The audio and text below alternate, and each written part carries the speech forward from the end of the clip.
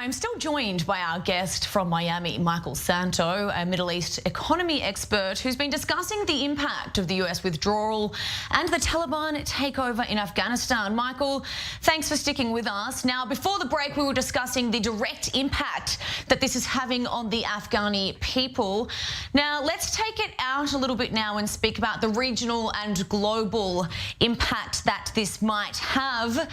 Let's talk about the oil market. Do you think that this will have any impact? I don't think so directly, but I think it's useful getting U.S. forces out of Afghanistan because it was very costly and it weakens the U.S. military's ability to operate in high-intensity conflicts, which unfortunately is a risk with China and Russia. So strategically, our large military investment in counterinsurgency, which is very different than high-intensity combat, was weakening the capacity of the U.S. military, even in the Persian Gulf or the Mediterranean and around the world to defend Taiwan or whatever. So it does end that major military conflict. Oil markets, not directly. Now, you just mentioned two other key players, which I might want to touch on a little bit more here, and that's China and Russia, because they might also get involved here in some way or another. Is there a chance that those two powers, or other powers for any other matter, may show support for the Taliban and then come out on top? I think that's overstated, like that people are kind of talking as if China's taken over Russia. I think actually our troops were very badly exposed there in some ways, given the fact that our relations with Russia and China are not so great, especially, looming potential threats. It's a difficult region: Pakistan, Iran, former Soviet republics that may be partly controlled by Russia.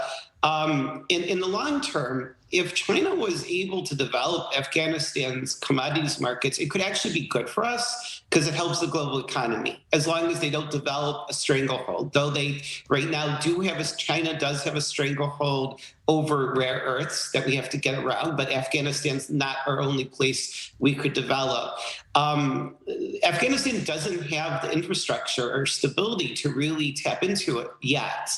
And I don't think the game is over. I think it's, once Afghanistan can be a viable player in international markets for those commodities, American and European investors and companies may be able to get back into it. So it's too early to say. And when I say game, that's ironic. One of the problems that Afghanistan faces is it was kind of created as a buffer during what was called the big game between the British and Russian Empire, a buffer between British India and the Russian Empire. So Afghanistan's very unstable. It doesn't have the infrastructure to sustain a lot of types of mining, probably, or the security. So in a way, it's too early. And I don't think you should completely count out the United States and Europe in the long run, honestly. It's too early. Okay. We really can just hope for the best and for the safety and for the health of the Afghani people in this time. Michael Santo, Middle East economy expert, thank you so much for joining us and for your insight. You're very welcome.